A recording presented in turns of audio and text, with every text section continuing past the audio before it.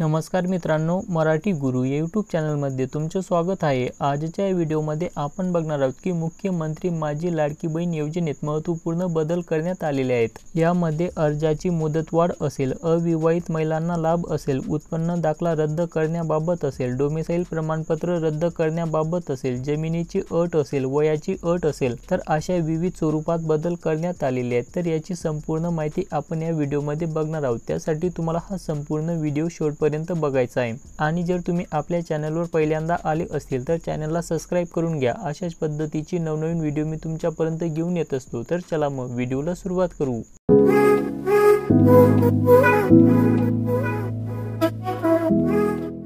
या योजनेचा पहिला बदल अशा पद्धतीने करण्यात आला आहे की सदर योजनेत अर्ज करण्याची मुदत दिनांक 1 जुलै 2024 ते 15 जुलै 2024 पर्यंत ठेवण्यात आली होती। या मर्यादेत सुधारणा करण्यात येत असून आता सदर मुदत 2 महिने ठेवण्यात येत असून ती दिनांक 31 ऑगस्ट 2024 पर्यंत लाभार्थी महिलांना अर्ज करता येईल। तसेच दिनांक 31 ऑगस्ट 2024 पर्यंत अर्ज करण्यात आलेल्या लाभार्थी महिलांना दिनांक 1 जुलै 2024 पासून दरमहा 1500 रुपये आर्थिक लाभ देण्यात येणार आहे। या योजनेच्या पात्रतेमध्ये आदिवास प्रमाणपत्र आवश्यक असल्याचे नमूद करण्यात आले होते, परंतु आता लाभार्थी महिलेकडे आदिवास प्रमाणपत्र उपलब्ध नसेल तर त्याऐवजी 15 वर्षापूर्वीचे रेशन कार्ड असेल, मतदान कार्ड असेल, शाळा सोडल्याचे प्रमाणपत्र असेल, जन्म दाखला असेल, या 4 पैकी कोणतेही एक ओळखपत्र किंवा प्रमाणपत्र ग्राह्य धरण्यात येणार आहे। सदर योजनेतून 5 एकर शेतीची अट वगळण्यात आलेली आहे।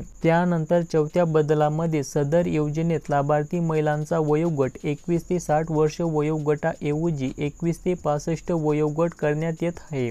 नंतर 5व्या बदलामध्ये परराज्यात जन्म झालेल्या महिलांनी महाराष्ट्रातील अधिवास असणाऱ्या पुरुषांसोबत विवाह केला असेल तर अशा बाबतीत त्यांच्या पतीचा जन्म दाखला असेल, शाळा सोडल्याचे प्रमाणपत्र असेल, आदिवास प्रमाणपत्र असेल, यापैकी कुठलंही एक डॉक्युमेंट ग्राह्य धरण्यात येईल। त्यानंतर ज्या महिलांकडे 2.5 लाख रुपयाच्या आतील उत्पन्नाचा दाखला उपलब्ध नसेल तर ज्या कुटुंबाकडे पिवळे व केसरी रेशन कार्ड उपलब्ध असेल त्या महिलांना उत्पन्नाचा दाखला प्रमाणपत्रातून सूट देण्यात येत आहे। म्हणजेच तुमच्याकडे पिवळे किंवा केसरी रेशन कार्ड असेल तर तुम्हाला उत्पन्नाचा दाखला देण्याची गरज नाही।